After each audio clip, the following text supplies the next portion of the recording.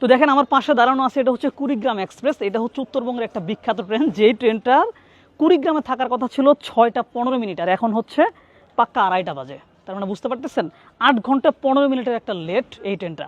এবং এইটা হচ্ছে শুধু আজকের ঘটনা না, এই ট্রেনটা এবং এই অঞ্চলের মানে পুরো উত্তরবঙ্গের যে ট্রেনগুলো আছে এগুলো নিয়মিতভাবেই কোনোটা 2 ঘন্টা, কোনোটা 3 ঘন্টা, 4 ঘন্টা, 5 ঘন্টা, 6 ঘন্টা এবং এই 8 ঘন্টা পর্যন্ত লেট করে আসে। এবং এইটার জন্য আপনি বুঝতে পারতেছেন মানুষের সময় কিভাবে হচ্ছে নষ্ট হচ্ছে। দেখেন মানে কালকে 8:45-এ ট্রেনটা ছাড়ার কথা, যথাসময়ে হচ্ছে স্টেশনে গেলাম এবং সেই ট্রেনটা ছাড়তে ছাড়তে ছাড়লো রাত 1:50 মিনিটে। এবং ট্রেন যে লেট হচ্ছে, কী জন্য লেট হচ্ছে এই ব্যাপারে কোনো কিছু জানানো হলো না। এবং ট্রেন হচ্ছে কমলাপুর আসলো, আসার পরেও 3 ঘন্টা ট্রেন হচ্ছে লাইনে আর নাই, কোথায় চলে গেল সেটা না হচ্ছে লাইনে দেওয়া হচ্ছিল না। এবং তারপর 1টা পর্যন্ত বসে থাকার পরে বললো 1 নম্বর লাইনে যাবে, সবাই 1 নম্বর লাইনে গেলাম, সেখানে গিয়ে আরও আধা ঘন্টা দাঁড়ায় থাকা লাগলো। তারপর হচ্ছে ট্রেন লাইনে আসলো এবং তারপরে ট্রেনের উপরে ওঠার পরে আরও 20 মিনিট বসে থাকলাম, তারপর হচ্ছে ট্রেনটা ছাড়লো। এবং ট্রেনটা জাস্ট তারপরে যমুনা সেতু পার হইতে 5 ঘন্টা সময় নিয়ে নিল। এবং আমরা যখন টাঙ্গাইল পার হচ্ছিলাম তখন সকাল হয়ে গেছে। যেই সকালে ট্রেনটা কুড়িগ্রাম থাকার কথা সেই সকালে আমরা হচ্ছে টাঙ্গাইল, এবং তারপর থেকে আস্তে আস্তে আস্তে আস্তে যে 2:30 বেজে গেছে। তার মানে দেখেন আমি একটা প্ল্যান করে আসছিলাম যে কুড়িগ্রামে সারাদিন আজকে ঘুরবো এবং এই জায়গাটা নিয়ে ভিডিও করব, আমার সময় তো একদমই শেষ। এবং এইরকম প্রতিদিন হচ্ছে এই অঞ্চলে 600-700 মানুষের এভাবে কয়েক ঘন্টা করে সময় এখানে একদম ওয়াস্ট হচ্ছে। এবং এইটা কিন্তু এই অঞ্চলের যে আরও ট্রেনগুলো আছে প্রত্যেকটা ট্রেনের একই ঘটনা। এবং এটার পিছনে মূল কারণটা কি, এই অঞ্চলে হচ্ছে অনেক মানুষ থাকে, পর্যাপ্ত ট্রেন আছে, কিন্তু ট্রেনের লাইনটা হচ্ছে সিঙ্গেল লাইন, যে কারণে প্রচুর পরিমাণে এখানে ওই ক্রসিংয়ে পড়ে থাকতে হয়।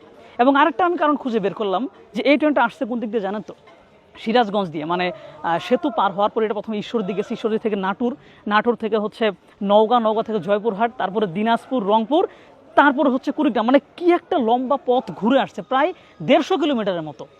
অথচ আমরা জানি যে এই কুড়িগ্রাম থেকে কিন্তু বগুড়া পর্যন্ত লাইন আছে এবং মিটার গেজ লাইনই আছে। যদি সিরাজগঞ্জ থেকে লাইনটা শুধু বগুড়া পর্যন্ত লাগিয়ে দেওয়া যায় তাহলে এই রংপুর কুড়িগ্রামের ট্রেনগুলো কিন্তু সিরাজগঞ্জ থেকে পার হয়ে সরাসরি ডান দিকে এসে প্রায় 1 থেকে 150 কিলোমিটার পথ কিন্তু সেভ করতে পারবে।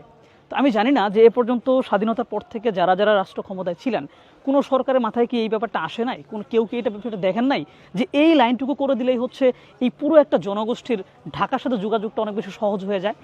দেখেন একটা অঞ্চলের সাথে ঢাকার যোগাযোগ যতটা দ্রুত হবে, তাড়াতাড়ি হবে, সেই অঞ্চল শিক্ষা দীক্ষা বলেন, অর্থনীতি বিভিন্ন কাজে কিন্তু অনেক দ্রুত এগিয়ে যাবে। এখন এই অঞ্চলে একটা মানুষকে যদি ঢাকা যায় এইভাবে প্রত্যেকটা সময় 5-6 ঘন্টা করে এমনিতেই নষ্ট করতে হবে, ওর ভিতরে ঢাকা যাওয়ার আগ্রহটাই কমে যাবে। সো উচ্চশিক্ষা নেওয়ার জন্য অনেকে ঢাকা যাইতে অনাগ্রহী হয়ে যায়, চাকরি করার জন্য ঢাকা যেতে অনাগ্রহী হয়ে যায়, ব্যবসা বাণিজ্যের জন্য ঢাকা যেতে অনাগ্রহী হয়ে যায়। আর এই কারণেই এই অঞ্চলের মানুষগুলো কিন্তু একটু দরিদ্রপীড়িত অবস্থায় থাকে। এবং দেশের যে দরিদ্রতম জেলাগুলোর যখন কাউন্ট করা হয় তখন এই অঞ্চলে অনেকগুলো জেলা কিন্তু টপের দিকে চলে আসে। কেন? তার প্রধান একটা কারণ কিন্তু হচ্ছে যোগাযোগ ব্যবস্থা। এবং যোগাযোগ ব্যবস্থার একটা বড় জায়গা হচ্ছে আমাদের রেল ব্যবস্থা। মধ্যবিত্ত থেকে শুরু করে নিম্নবিত্ত সবার কিন্তু ভরসার জায়গা হচ্ছে এই রেল। কিন্তু এই উত্তরবঙ্গের রেল ব্যবস্থাটা এখন পর্যন্ত আর হচ্ছে ঠিক হইল না। প্রত্যেকটি ঈদের সময় আমরা শুনি 18 ঘন্টা 20 ঘন্টা করে ট্রেন লেটে আসতেছে, এবং একটা ট্রেন রওনা দেয় সেটা আসতে আসতে ওইটা যাওয়ার সময় পার হয়ে 3 গুণ সময় পার হয়ে যায়। মানে এত বাজে অবস্থা, আপনি বুঝতে পারতেছেন? তো এই ব্যাপারটা নিয়ে কিন্তু সরকার আরও ভালো করে ভাবনার বিষয় রয়েছে, কারণ এই অঞ্চলটা একটা বিরাট অঞ্চল, এখানে হচ্ছে প্রচুর পরিমাণে কৃষি ফসল উৎপাদিত হয়।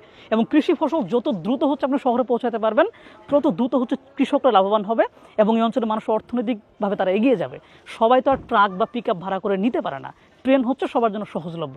তো আমি বলবো যে ডাবল লাইন যতদিন হোক না হোক, অ্যাটলিস্ট সিরাজগঞ্জ থেকে শুরু করে বগুড়া পর্যন্ত লাইনটা কানেক্ট করে দেন, তাহলে হচ্ছে এই দিকের অ্যাটলিস্ট কয়েকটা জেলার ট্রেনগুলো ওই লাইনে হচ্ছে চাপ বাড়াবে না, বরং এই লাইনে ইজিলি যাতায়াত করতে পারবে।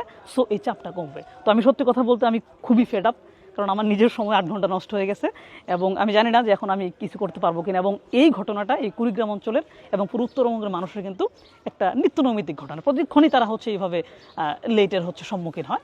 আমি চাইবো যে এই ব্যাপারটা একটু দ্রুত সমাধান আসুক, সরকার এটা নিয়ে একটু বিশেষভাবে ভাবতে শুরু করুক।